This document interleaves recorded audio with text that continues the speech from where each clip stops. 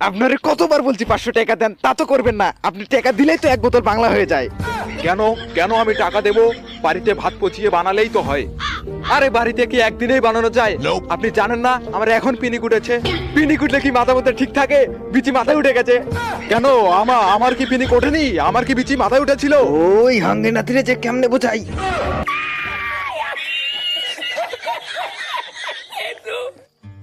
শোন, নিজের বাড়িতে নিজে নিজে যদি বাংলা বানিয়ে খেতে পারিস, তার চেয়ে বড় শান্তি আর কোনো কিছুতে নেই।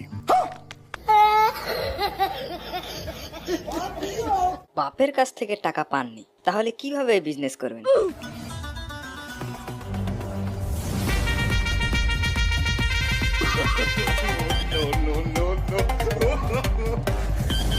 Is a genius.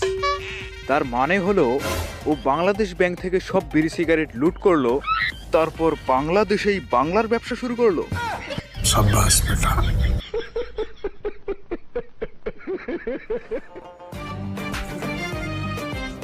মিখাইল, ওইটা আমার বাংলা।